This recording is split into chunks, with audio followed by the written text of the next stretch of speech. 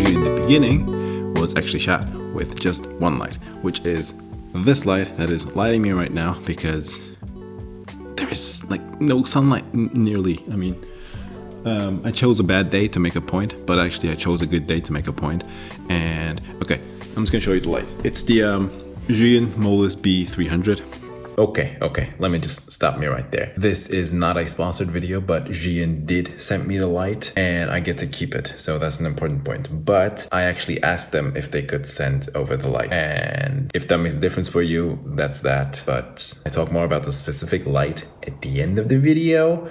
But the middle part can be applied to any high output light. So it's this light, as you're seeing, was the big light source in this whole thing because I am severely underexposed. I've talked about this before. I like simple stuff. I like stuff that works as intended. I like stuff that doesn't hinder my process. This one does it.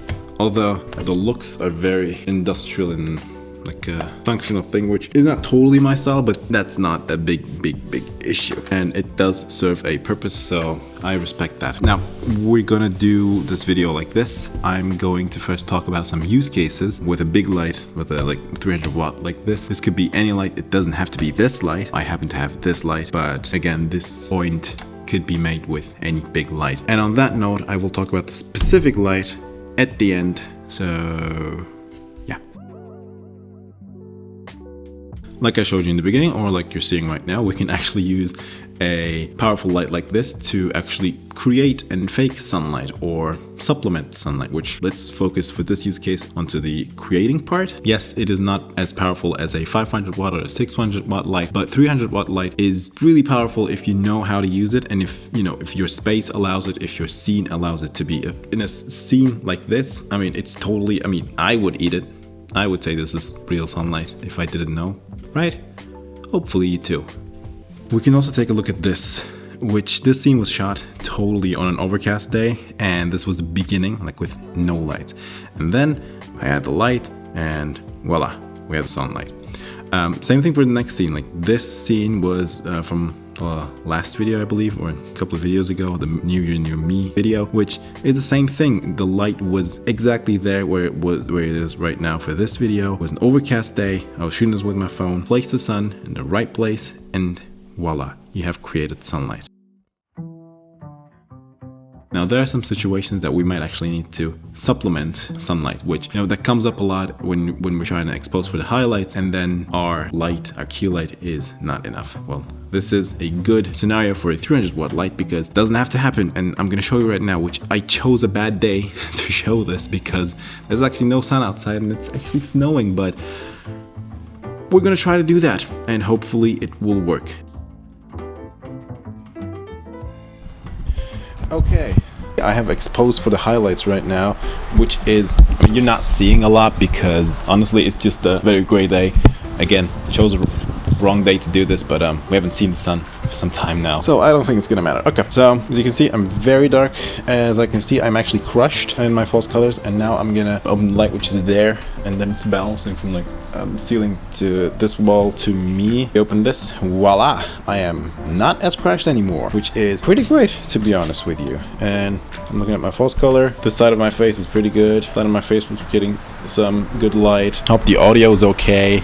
Yeah, great to supplement it. We can also try one thing. If you've seen Ed Prosser's video, he talked about this like a simple lighting trick or like very fast lighting trick to lighting spaces, I guess. I don't know, something like that, which I'll add the video. He was balancing a 300 watt or like 500 watt or 600 watt, I don't know, I don't remember. A light like that from the ceiling, which we can actually try and see what kind of a difference that makes. So this is with it off again, and now this is on at 100% power at 4800 Kelvin. Camera, I'm at 800 ISO and I have an ND filter, which is, I don't know. And I'm still getting like some good exposure to my face. And we can also try this at a tighter frame because I do think this type of thing works at a tighter one. Or if you want to go wider, I do think at this point a 600 watt or more could be necessary, but a tighter frame like this thing could easily be done with a 300 watt. Let's give it a shot. Gonna have to go down a little bit, something like this. Okay, so this is me exposing for the highlights. Voila, it's pretty good, pretty cool. Ah, come on, focus on me, dude. I like this. bouncing light is kind of like a hack to me. It's not like nobody knows and it's like a hack, oh yeah, blah blah, not something like that, but I do think it's a great way of being able to like a lot of scenes. There's a great video like from, I don't remember the video's name, I'll try to add it.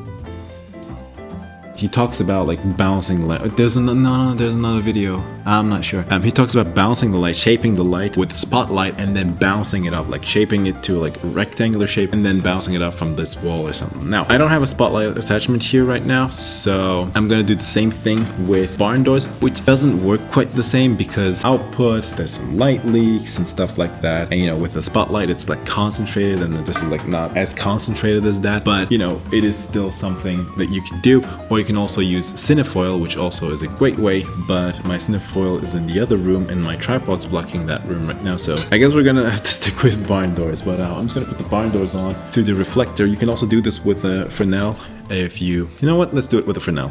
Actually, you know what, let's just do two things. Let's do it with reflector, and then I'll shape it and then bounce it off from this wall so I would get light in here, and then we'll do the same thing with a Fresnel, and then we can take a look at the differences with a 300-watt light.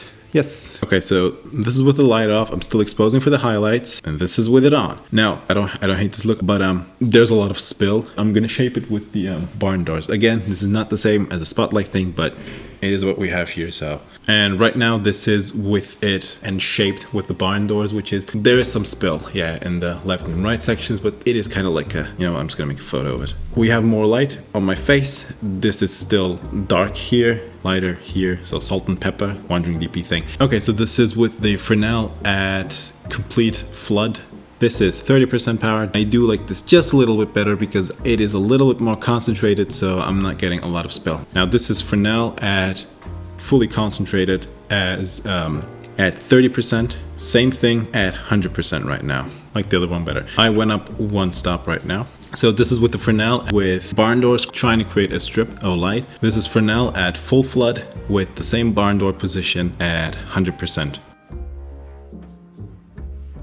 This leads me really good to the modifiers point, because modifiers are great with a stronger light source, because especially like for soft boxes or umbrellas, or when you're trying to create a booklight, or when you're trying to double diffuse the light source, because since these are strong enough, when you're trying to do the same thing with a 100-watt light, you're losing so much output at the second diffusion level or third diffusion level that it just, you know, it's still dark. It is soft, but it's still dark. With a 300-watt light or a 600-watt light, you can do the same thing, but you won't, even if you do lose that much output, you still have so much power to go. So, you know, it is easier to create those beautiful, big, soft light sources. Even with, you know, being able to create that beautiful soft light, my favorite modifiers are still spotlights and Fresnel modifiers and reflectors, and actually without a reflector look, because I've done a video, which I'll add the screenshots right now, a couple of months ago. You know, I was trying to light faces, you know, I was experimenting with lighting faces, and the light that a light source creates without a reflector is incredible. And with 100-watt, I was kind of struggling. It was still very hot, but I was still kind of struggling. And with a 300-watt light, it is just like turned up to 11. And with a 600-watt light, it would be like turned up to like 15. So I think those are great for that. And for that case, like everything I've done to, you know, light the space, as you've seen like in the beginning, has been done with just the base reflector. So like, don't underestimate the base reflector. This is like incredible thing, really. This might have been a little better with a nighttime scene, but it's still good. This is 3% power, 20% power, 50% power, and then 100% power, which I'm clipping just a little over here. I mean, it's really strong. And to that point, like the sun never hits this place like this. It does get bright, but it's pretty good to be able to know that I can actually fake sunlight when I need to. Again, this could be any 300-watt light or a 500-watt light or a 600-watt light. It doesn't have to be exactly this model, but since I have this model, I'm also going to talk about this just a little bit, because I actually enjoy it because of one reason, which I talked about it in the past. I like simple stuff. I like stuff that don't give me a hassle. I like stuff that just works when I want it to work, doesn't, you know, hinder my process and the whole thing. And this light, 95% of the time does this. And I say 95% of the time, and my issue is with the app. I think the app could be just a little better, Oh, come on. Wasn't it focusing on me? Other than that, it just works very great. I do think this is a great studio light or a, you know, travel light when you're, when you're doing like interviews or like you want to travel light. I do think it's great for that because it is surprisingly light. Light, you get it? It's like light.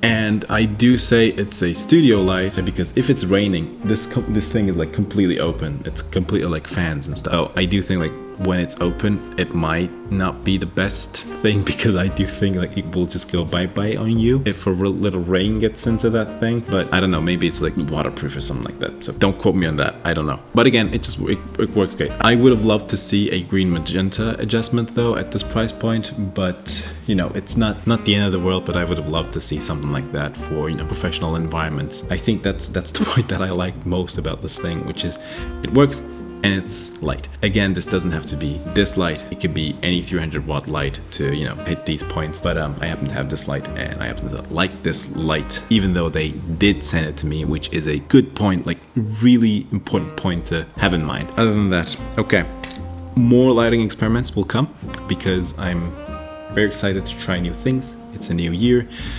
A lot more to come and all that jazz. So I guess I will see you in the next one. Thank you. Bye.